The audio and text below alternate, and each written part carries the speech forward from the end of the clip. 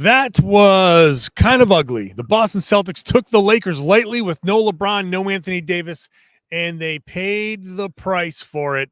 Celtics lose. It's embarrassing, and we're going to talk about it right now on the Lockdown Celtics podcast. Be ever ready. Recognize the city of champs. Boston, baby, we do what you can't. Locked on number 18, Tatum and Brown, J-team, step back. We gon' wet that and slay teams. Of course the Celtics, who else could it be? Screaming like KG with the Larry O.B. Karalis above average, assessing the team status. Best daily pod, no cap, salary matching. Clutch like Bird the DJ, keep John on replay. Prime time, dapping up the truth on the sideline. Raining J's, how it started, raising banners, how we finished. Locked on Celtics pod, home of the winners. B. There, welcome back to the Lockdown Celtics podcast, right here in the Lockdown Podcast Network, where it's your team every day, and I got you covered every single day with a free, fresh podcast dropped directly to your device, even after the Celtics lose an embarrassing loss to the Lakers without LeBron, without Anthony Davis. I'm still here for you, man. Monday through Friday, I got you covered with everything you need to know about this game. So make sure you're subscribed wherever you get your podcast. Become an everydayer. Shout out to all of the people who came up to me here at the TD Garden. I am, by the way, John Karalis. If you are new to the show, I played ball a long time ago. Now I cover the Celtics for Boston Sports Journal, and I'm here covering this team on the Lockdown Celtics podcast. Monday through Friday bonus podcasts when they play on the weekends. So shout out to all the people who came out. Everybody say, I talked to somebody from Denmark, somebody from the Netherlands. I talked to shout out Navajo Nation in Arizona, represented here at this game tonight. Wish you guys had a better game to watch because the Celtics blew this one 114-105 to the Lakers. And it boils down to this. I'll get into, we'll talk about Jaylen Brown being an all-star later. We'll talk about all the other stuff later. Let's just get to the big takeaway here. The big takeaway here is that they heard LeBron James and Anthony Davis weren't playing, and they said, phew, cool. We got this. And Porzingis after the game said that they looked at each other and he said, oh, this is going to be tough. I kind of don't believe that they sat there and like, okay, guys, this is going to be a tough game. Because if they believed that this was going to be a tough game, they would have come out with a little bit better execution, a little bit better effort. I think they said to themselves, hey, the guys that we're playing are going to be tough, but they thought to themselves, we got it. We got this game. And Joe Mazzulla said after the game as much. He said this having them miss LeBron and AD did two things. Number one, it brought Boston's guard down. And number two, it brought their energy up. And that is the most predictable thing that can happen in a game. I wrote about it before the game started. And in my pregame little thing on Boston Sports Journal, everybody can see that this is the storyline here. Good team facing a bad team. This was already a bad team, right? They're 500, right? They're struggling. Everybody's talking about the Lakers. Listen to Zach Lowe's podcast, and they're like, can we move on from the Lakers? I don't think it's going to come together for them. And so the Celtics came into this already with, hey, this is probably like an easier type of game. And then they're missing their two best players. And I'm sure they thought that they could cruise. But as always, the other team, no matter how bad, has NBA players. And the worst NBA player is one of the best players in the world. We have to understand that. I'm sure the guys understand that, but yet they don't play like it. And it's not a Boston Celtics exclusive thing. This happens to teams around the NBA all the time. It's frustrating as hell when it happens. It feels embarrassing when it happens because you should not be losing. All right, they played tough. The Lakers played tough. There's nothing you can do about other teams playing above their heads in a situation like this. This was an absolute perfect scenario for some of these guys in the Lakers who have been crushed in the media, who have been demeaned by, conversations about trades and such. This is a great opportunity for guys who maybe had to take a back seat, maybe saw their usage drop, maybe don't feel like they're being used the right way. to go out there and say, hey, if we get to play the way we know we can play, then hey, look at what we can do. And hey, look, it's a TNT game. So let's go out there against the Celtics, the big bad Boston Celtics, who everybody's already crowning as the NBA's best. Let's go out there and show them what we got. And that's what they did. D'Angelo Russell, Austin Reeves, all these guys came out and showed what they had. The Celtics could have countered that by playing well, but they sucked. They came out in the first quarter, and for some reason, because I'm a lunatic, I rewatched before I started this show.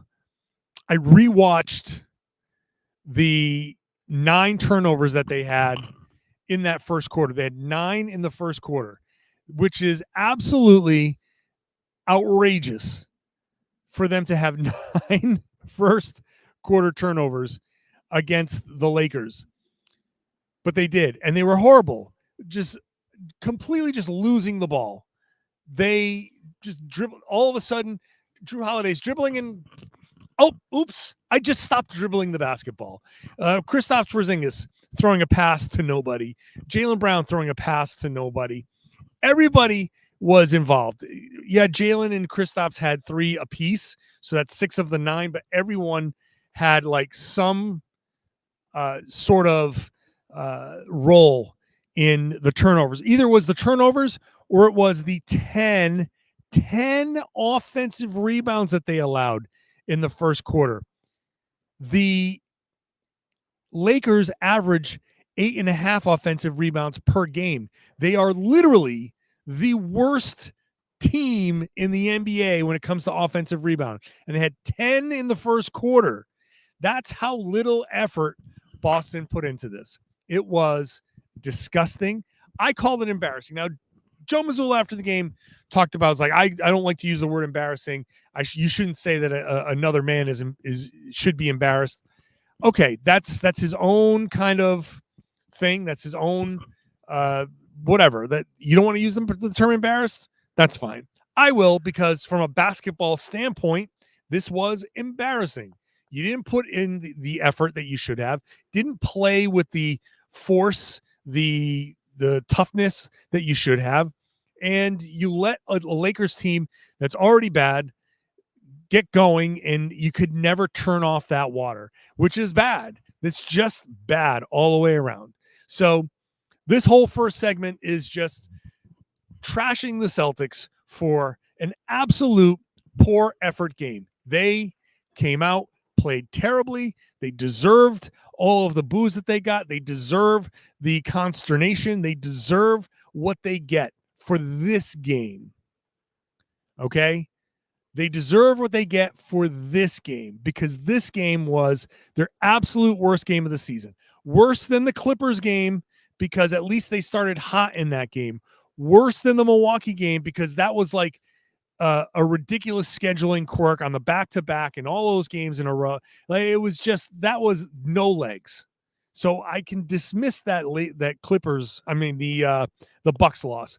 The Clippers one they started off well, and it just started to decline as the shots didn't fall. This one, their shots weren't falling. They didn't take the right shots. They didn't play offense the right way. They were lazy. It was gross. It was bad. So yes, the Celtics were booed. Yes, they had to listen to the Lakers fans who were here chant, "Let's go Lakers." It was embarrassing. That, from a basketball standpoint, is embarrassing. You don't want to have the other team's fans in your building chanting for their team noticeably, loudly. You don't want that.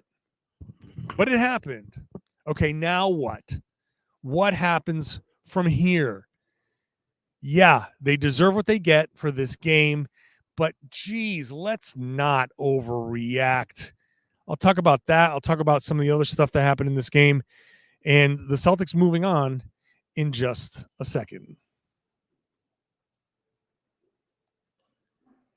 Today's show is brought to you by FanDuel. FanDuel Sportsbook is America's #1 sportsbook. It's the official sportsbook of Locked On, and it's that for a reason, because Super Bowl is here, and the FanDuel Sportsbook is the best way to get in on the action, grab your seat on the couch, get your favorite snacks, and place some super bets on the Super Bowl. FanDuel has so many ways for you to get this one last W this season. Look, Super Bowl Sunday is a fun day. And when it comes to betting, you can bet on all sorts of things. That's kind of what makes it fun, because you have this one game where everybody's watching and you get fun prop bets like which players will score a touchdown, how many points will be scored. Now, you have your over-under, you have your money line, you have all that stuff. But look, getting together with your friends and cheering for things that'll happen, weird things that'll happen in the game, on top of who you want to win or lose, is great. So open up FanDuel and look, if you're a new customer, go to FanDuel.com/lockedon.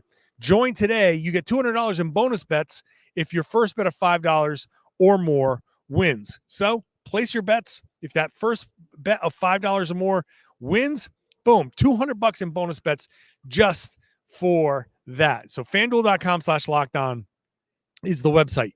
FanDuel.com/lockedon. Make every moment more with FanDuel. It's an official sportsbook partner of the NFL. And the best part about FanDuel is the tools that help you gamble responsibly. Set your limits, set your budget, all of that stuff, and have fun.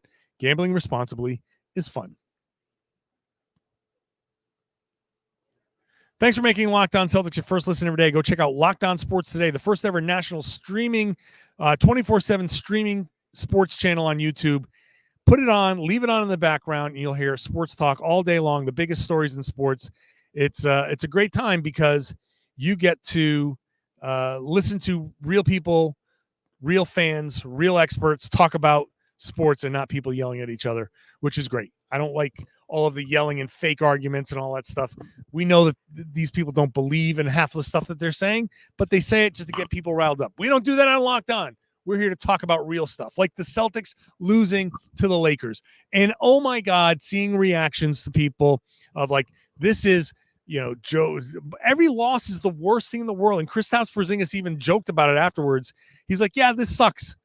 You lose to the Lakers, and, especially for fans and for us, it's always a rivalry. You don't want to lose, but this is the NBA. It's almost like a script. You're going to lose this type of game. Fans are going to think this is the end of the world. We just lost to the Lakers without AD, without LeBron. It's the end of the season. Boom, we're done. But he says it's just a loss.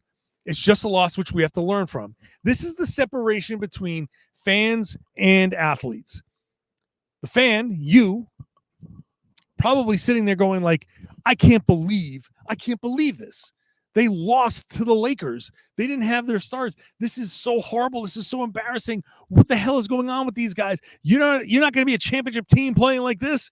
And yeah, you have the right to do that, right? You're a fan. You get caught up in these moments. You're pissed off. It's the Lakers. It's losing to a team with D'Angelo Russell always seems to be off-putting anyway. Austin Reeves getting hot and doing his little 3-point celebration is like annoying. So yeah, I get it. You're pissed off. You should be pissed off. But at the same time, the Celtics are moving on, and they should move on because you can't compound mistakes. The one thing I need to hammer home here is the players don't see it the way you do. Players don't see it the way fans do. You get the luxury of living and dying with these games. They can't do that because you get pissed off, you tweet, you leave a comment in the YouTube section, the YouTube page, you go to sleep, you wake up, you go to work, your life moves on. They have a job to do. They need to go out there and play the Memphis Grizzlies on Sunday, and they better not lose to the Grizzlies on Sunday, right?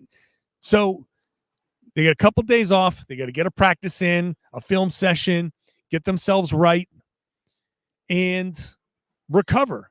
And the only way to do that is to move on, right? It's a phenomenon in NBA locker rooms where, and you might have heard Scal talk about this on the broadcast once or twice. NBA team loses a game, is even a game like this. You go back to the locker room, first half hour, whatever it is, it's quiet. Guys are pissed off. And then it starts to go away. And by the end of the night, by the time everybody gets in their cars, they're generally like over it because you have to be over it. And so the Celtics are going to be moving on. part of what happened in this game is that the Lakers got hot, and there's nothing you can do about that in some respects. This is a middle-of-the-pack three-point shooting team. They shot 19 of 36. The Celtics came out with the effort that they did. The first quarter was their worst quarter of the season, I feel like. But they did clean things up. They only had, they had the 9 turnovers in the first quarter. They had 12 at halftime. They finished with 15. So the second half, they cleaned it up. The Lakers had 10 offensive rebounds in the first quarter. They had 5 the rest of the way. So they cleaned that up. But Austin Reeves went 7 of 10. D'Angelo Russell, 4 of 8 from 3.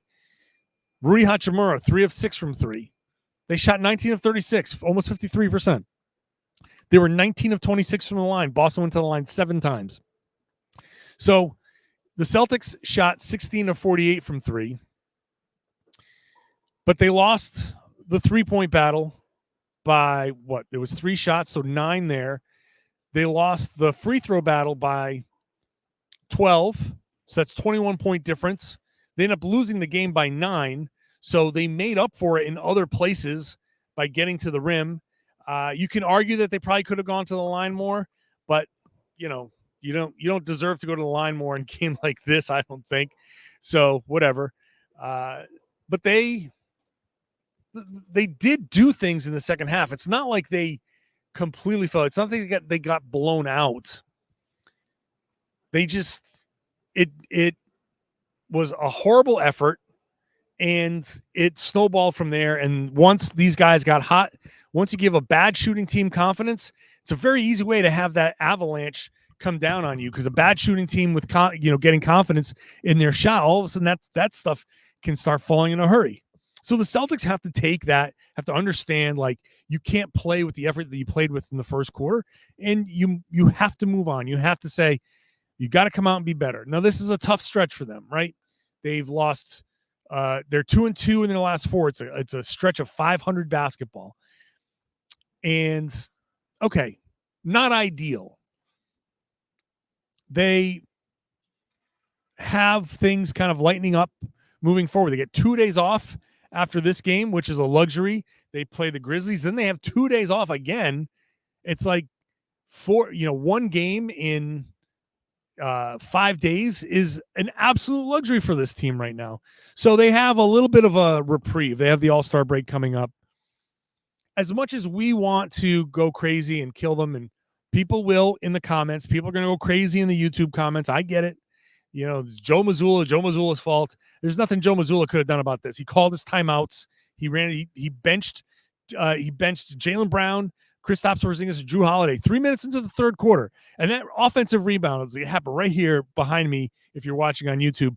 They gave up this offensive rebound. I forget who got it. Might have been Jackson Hayes. 4 Celtics around. None of them grabbed the rebound. Hayes gets it. I think it's a 3-point play. 3 minutes into the quarter, Mazzulla says, boom, you guys are on the bench. And Porzingis was like, yeah, that was the right move. Jaylen Brown says, it never happened to me before, but there was nothing I could say. I was playing poorly. They understood. But, I mean, Joe did a lot of these things. He benched his 3 of his best players. He benched them 3 minutes into the third quarter. You have to go back to them at some point. But he tried a lot of different things. It just didn't work. These guys, look, you can say a lot, right? You can tell them before the game, play hard. And they're like, yeah, okay, no problem. And they don't. Like, the players, it's up to the players. Like, this is completely on the players. People want to get on Joe Mazzulla. If you're getting on Joe Mazzulla after this game, then that's the only thing you know. I hate to say it, but like, if you're getting on Joe Mazzulla after this game, then you're going to get on Joe Mazzulla after everything, right? If they win by 40, you're going to say he should have won by 50 and he sucks. So, like, at some point, the types of Mazzulla criticisms, they're just going to happen.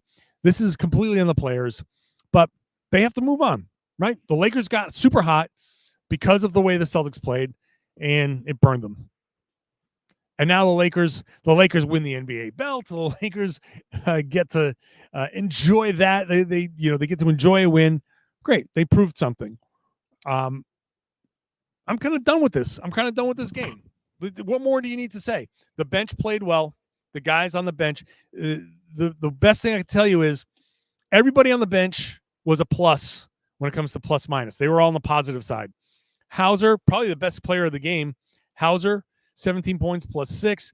Horford plus 3. Pritchard plus 13. Keita, 7 plus 7. Even Banton and Mikhailuk in garbage time were plus 4. Starters, Jaylen Brown minus 20. He was horrible. Jayson Tatum minus 12. He was horrible with volume. Not horrible. He hit 5 of 10 from 3. But he had 23 points, but I didn't think he played his best. Porzingis, not great, minus 22. Derek White, minus 19. It's an all or nothing stretch from Derek White. Drew Holiday, minus 9. All of those guys were minuses. Okay? The bench was the only positive in this game. So give them the love. Hauser, Pritchard, Keita, especially those guys were, like I said, Hauser was probably the best player of the game. So that's it. Let's talk about Jaylen Brown being an all-star. We'll talk about that in a second. Today's show is brought to you by Prize Picks. Prize Picks is daily fantasy sports made easy. It's fun because it's you versus the projections, right? It's you picking 2 to 6 players. You get to get their projections. Jayson Tatum points more or less than the points that they set up. You win money, right? You get all 6 right. You get 25 times your money. That's pretty damn good. You can switch between sports. You can combine sports. Football, basketball, when baseball's here, hockey, you do golf, wherever, anything that's being played, basically, it's here on Prize Picks. And if a player gets hurt, they get a reboot policy. You got insurance. It's the only daily fantasy sports platform with an injury insurance policy. Your player gets hurt in the first half, can't come back in the second half, your pick is rebooted. So no risk. Well, little risk, minimal risk. So go ahead and go have some fun. They've even got weekly promotions that can lead to big payouts like Taco Tuesday. Each Tuesday, Prize Picks discounts select player projections up to 25% to provide even more value. That's fun. Go ahead. Have fun. Go to prizepicks.com/LockedOnNBA. And as a bonus, if you use that code LockedOnNBA, all lowercase, you get a first deposit match up to $100. So whatever you deposit up to $100, boom, they'll double it. So prizepicks.com/LockedOnNBA. It's a great way to play fantasy sports, daily fantasy sports, because it's daily fantasy sports made easy. Thanks for making Locked On Celtics your first listen every day. Go check out Locked On NBA right now. Locked On NBA is your rotating hosts all week long. Going to get you covered. The whole league, the big picture stories, the fun stories. It's a good time over there at Locked On NBA. I host on Wednesdays with Jake Madison, so go check it out wherever you get your podcasts. Let's finish on a high note. Jaylen Brown made the All-Star team. He was selected as a reserve in the Eastern Conference, and it's a nice validation for him coming off the I thought he started the season slow, and then he has shown himself to be a really important, I think, piece to a championship puzzle here for the Celtics. So I think becoming an all-star was a no-brainer. It's his third all-star. I did see the Zach Lowe piece where he said Jaylen's a little overrated.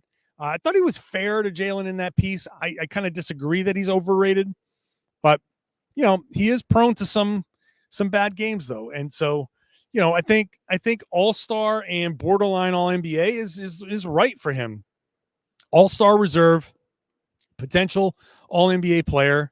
That's right where Jaylen Brown should be valued, and I think he is that player. I don't care that his counting stats are down, because everybody's counting stats are down.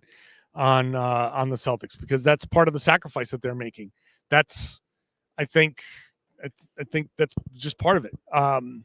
So I think this is obviously he was going to make the All-Star team, but some people didn't have him on their All-Star teams, which was kind of mind-blowing to me. So the All-Star team in the East is Giannis, Embiid, Halliburton, Lillard, Tatum as the starters. Reserves are Bam, Adebayo, Paolo Banchero. Congratulations to him. That was nice. Jaylen Brunson, Tyrese Maxey, Donovan Mitchell, Julius Randle. Randle is hurt. He has a dislocated shoulder. Joel Embiid is hurt. He has a torn meniscus. So those are two players that are going to need injury replacements. That increases the possibility that maybe Kristaps Porzingis gets it. It's two front court players. You don't have to stick with the front court as a reserve, but they do like to kind of stick with that. It doesn't have to be, but they like to kind of replace apples to apples.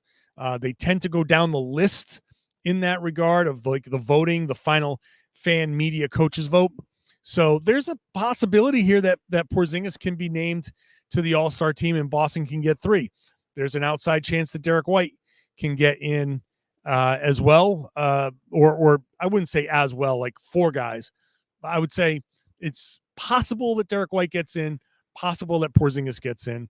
The Celtics getting 3 would be deserved, but there is a long list of players that could get in ahead of those guys. So I think any way it goes, I wouldn't be surprised. But I think there is a chance that Porzingis can get in.